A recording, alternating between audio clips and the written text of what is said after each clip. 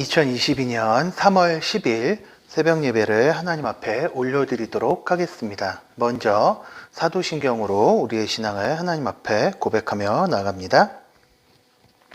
나는 전능하신 아버지 하나님 천지의 창조주를 믿습니다. 나는 그의 유일하신 아들 우리 주 예수 그리스도를 믿습니다.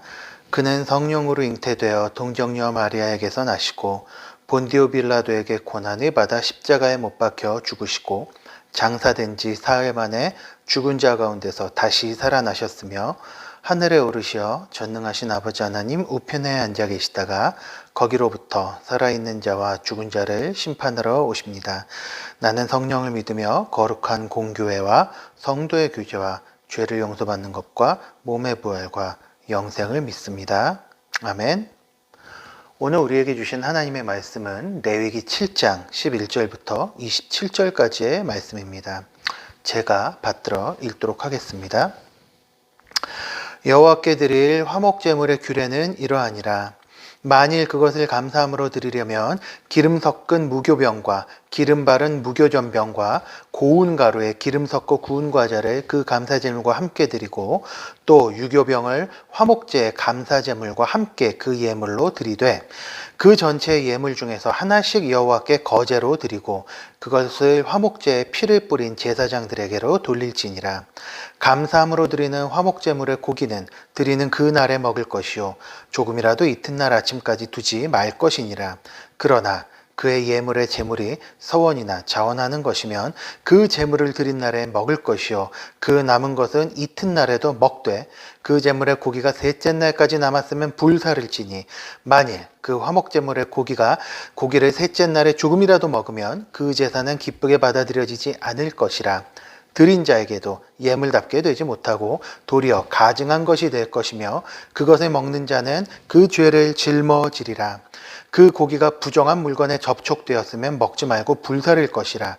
그 고기는 깨끗한 자만 먹을 것이니 만일 몸이 부정한 자가 여호와께 속한 화목제물의 고기를 먹으면 그 사람은 자기 백성 중에서 끊어질 것이요 만일 누구든지 부정한 것 곧 사람의 부정이나 부정한 짐승이나 부정하고 가증한 무슨 물건을 만지고 여호와께 속한 화목제물의 고기를 먹으면 그 사람도 자기 백성 중에서 끊어지리라.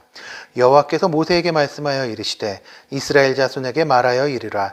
너희는 소나 양이나 염소의 기름을 먹지 말 것이요 스스로 죽은 것의 기름이나 짐승에게 찢긴 것의 기름은 다른 데는 쓰려니와 결단코 먹지는 말지니라. 사람이 여호와께 화제로 드리는 제물의 기름을 먹으면 그 먹는 자는 자기 백성 중에서 끊어지리라. 너희가 사는 모든 곳에서 새나 짐승의 피나 무슨 피든지 먹지 말라. 무슨 피든지 먹는 사람이 있으면 그 사람은 다 자기 백성 중에서 끊어지리라. 아멘. 오늘도 이 아침에 이 말씀을 놓고 우리 함께 묵상하며 나아가도록 하겠습니다. 레위기는 기본적으로 하나님의 백성들이 자신의 정체성을 지키는 법을 가르치는 책입니다. 하나님께서는 이스라엘에게 제사와 절기를 통하여 하나님의 백성들이 그 정체성을 지킬 수 있도록 하셨습니다. 이스라엘은 근본적으로 언약 백성, 즉 하나님과 언약으로 맺어진 백성들이었습니다. 출애굽기 19장을 보시면 하나님께서는 이스라엘에게 다음과 같이 선포하시고 있는데요. 이렇습니다. 세계가 다 내게 속하였나니 너희가 내 말을 잘 듣고 내 언약을 지키면 너희는 모든 민족 중에서 내 소유가 되겠고 너희가 내게 대하여 제사장 나라가 되며 거룩한 백성이 되리라. 너는 이 말을 이스라엘 자손에게 전할지니라 라고 선포하고 계십니다. 하지만 이렇게 하나님과 언약 관계로 맺어진 백성들이라고 하더라도 이들은 인류의 첫 조상이 되는 아담이 지은 원죄와 그 자신들이 지은 죄, 즉 자범죄, 이 두 가지의 죄악 때문에 언약을 온전히 지킬 수가 없었습니다. 따라서 이들은 하나님의 임재 안에서 살아가는 법을 배워야만 했습니다.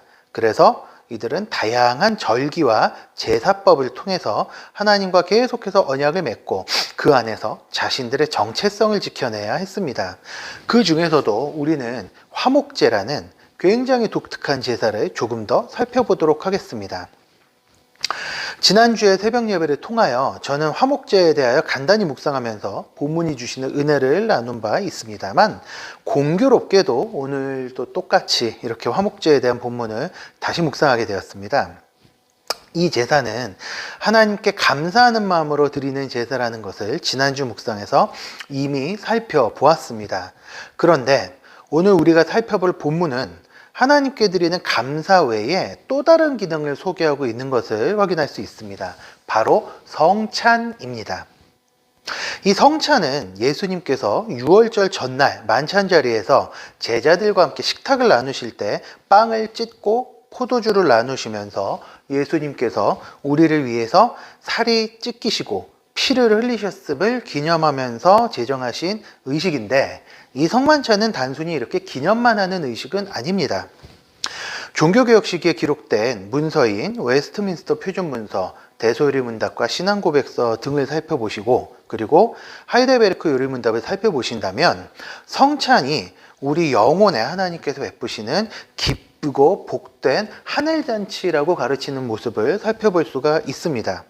우리가 일반적으로 잔치라고 한다면 많은 음식을 나누면서 배부르게 먹고 풍성한 대화를 나누면서 즐거워하는 것을 잔치라고 합니다. 이렇게 성찬은 우리 영혼이 하나님과 즐거워하는 잔치입니다. 그런데 화목제물이 바로 이러한 잔치의 기능을 하고 있는 것입니다. 현대사회는 축산업이 발달했기 때문에 고기를 쉽고 값싸게 구해서 먹을 수가 있습니다. 하지만 고대사회는 조금 달랐습니다. 이 화목제는 제사를 드린 사람과 제사장 외에도 누구나 함께 모여서 참여할 수 있는 잔치와도 같았습니다. 본문에서는 세 종류의 화목제를 이야기하고 있습니다. 첫 번째가 감사의 목적으로 드리는 화목제입니다. 그리고 두 번째가 자원해서 드리는 자원의 화목제, 그리고 세 번째가 서원한 것을 이루었을 때 드리는 화목제입니다. 이렇게 화목제를 드린 후에는 감사의 화목제는 당일, 그리고 서원한 것을 이룰 자원의 화목제와 서원 화목제는 그 다음 날까지 제물로 사용된 짐승의 고기를 나누어 먹을 수가 있었고, 지정한 날짜가 지나면 무조건 이 고기는 파기해야 됐습니다. 즉 태워야 했습니다. 하나님께서 정하신 방법대로 고기를 처리해야 했던 것인데, 이렇게 우리가 성찬을 통해서 우리의 영혼이 회복된 것을 기뻐하고 예수님의 거룩하신 십자가 희생과 부활을 묵상하였듯이, 구약 백성들은 화목제를 드리면서 자신이 언약 백성이라는 사실을 기억하면서 이웃과 즐거움을 나누었습니다. 하지만 화목제에도 규칙은 있었습니다. 하나님의 몫으로 지정된 부위는 반드시 태워서 먼저 하나님께 바쳐야 했던 것이죠. 그리고 피는 결코 먹어서는 안 되었습니다. 이런 금지 규정 외에는 이 화목제는 자신이 하나님의 언약 백성이라는 것을 기억을 하면서 하나님과 화해하고 또 감사와 즐거움을 마음껏 누릴 수 있도록 하는 굉장히 중요한 장치였던 것입니다. 하지만 이 본문을 묵상하면 묵상할수록 우리는 예수님의 십자가가 우리에게 얼마나 큰 은혜를 베푸신 것인지를 다시금 깨닫게 됩니다. 만약 예수님의 십자가가 아니었다면 저를 비롯한 우리 성도님들은 물론이고 한국교회라는 단어 자체도 없었을 것입니다. 아직 그리스도의 복음이 온 땅에 편만해지기 전이었기 때문에 이 복음은 철저하게 이스라엘 백성들에게 한정되었습니다. 그래서 우리는 구원의 감격과 은혜를 누릴 수 없었을 것이고요. 또한 구약에서 하나님을 섬기는 이방인들처럼 경건한 이방인이 되었다고 하더라도 우리는 하나님께 수시로 이러한 짐승을 구해서 잡아서 피 흘리는 제사를 지내는 번거로움 안에서 살아가야 했을 것입니다. 그러니까 그리스도의 십자가는 우리에게 은혜와 자유를 허락하시고 우리가 언약 백성으로 사는 복과 은혜를 누리게 해준 것이었습니다. 화목제는 그 제사에 참여하는 모든 사람에게 기쁨과 풍성한 은혜를 베푸는 복된 제사였습니다. 그리고 우리는 매일 말씀과 기도로 하나님 앞에 나아가며 교회에서 때에 따라 베푸는 성찬을 통하여 하나님께서 베푸시는 천상의 잔치에 참여해서 하나님 앞에서 즐거이 먹고 마실 수가 있는 것입니다.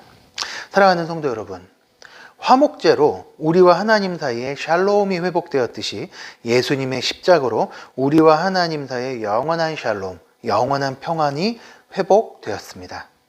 이러한 기쁨과 은혜는 아무나 누릴 수 없습니다. 오직 하나님의 백성들에게만 허락된 특별한 즐거움입니다. 매일 바삐 돌아가는 일상에서 우리는 때로 이렇게 말씀이 주는 즐거움을 잊고 살아갈 때가 너무나 많습니다. 말씀을 읽고 기도하는 시간도 모자라고 하루가 어떻게 지나가는지도 모르게 정신없이 흘러갈 때도 참 많습니다. 그러나 앞서 말씀드렸다시피 이렇게 말씀과 기도로 하나님 앞에 나아가며 하나님께서 베푸시는 은혜의 잔치에 참여하는 것은 그 누구에게도 허락되지 않고 우리 신자들에게만 허락된 아주 특별한 복입니다. 이스라엘 백성들이 화목제를 통하여서 고기를 먹고 즐거워하며 또 하나님을 찬양하고 은혜를 누렸듯이 오늘 하루도 우리에게 베푸신 은혜를 생각하시면서 시간을 내서 말씀과 기도로 나아가십시다. 그래서 주께서 주시기로 작정하신 은혜를 누리면서 우리 앞에 주어진 믿음의 경주를 감당하시길 바랍니다. 이제 잠시 말씀을 붙들고 기도하면서 나아가기 바랍니다. 우리를 부르시고 하나님의 백성으로 삼아주신 주님, 풍성한 은혜를 베풀어 주시니 참 감사합니다. 주님, 날마다 그 은혜를 사모하며 누리며 살아가게 하시옵소서. 오늘 하루 하나님께서 주시는 은혜에 잠겨 살게 해달라고 우리 말씀을 붙들고 뜨겁게 기도하면서 나아가도록 하겠습니다. 기도하시겠습니다. 거룩하고 자비로우신 아버지 하나님, 은혜와 사랑을 감사를 드립니다. 아버지 하나님, 우리를 부르시고 하나님의 백성으로 삼아주신 주님, 그 옛날 구약시대에는 화목제를 이렇게 직접 드리면서 하나님과 나아갈 수 있었지만 이제는 그리스도께서 친히 화목제물이 되어주셔서 우리가 하나님 앞으로 나아갈 수 있게 해주시니 감사를 드립니다. 수시로 무시로 하나님 앞에 나아가서 하나님과 화목하며 기쁨과 감사를 누릴 수 있게 해주시니 하나님 감사합니다.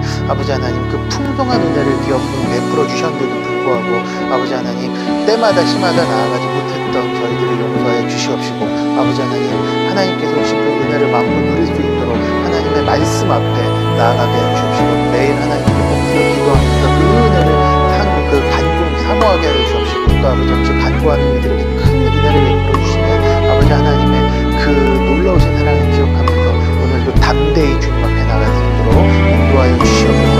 아버지 하나님, 오늘 하루를 살아갈 때 하나님께 주시는 은혜에 잠겨 살아갈 수 있도록 하여 주시옵시고 아버지 하나님 앞에서 기뻐하며 즐거워할 수 있도록 더 풍성한 은혜를 베풀어 주시고 함께하여 주시옵소서. 아버지 하나님, 은혜를 베풀어 주시옵소서.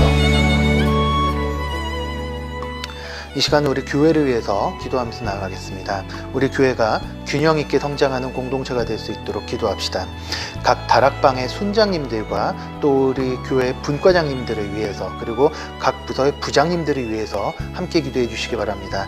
이제 4월 중에 임직선거가 있습니다. 임직선거를 위해서도 함께 기도해 주시기 바랍니다. 교회 공동기도 제목에 참고하셔서 기도하시기 바라고 또한 각자 가져온 기도 제목을 붙들면서 기도하며 나아가도록 하겠습니다. 기도하시겠습니다.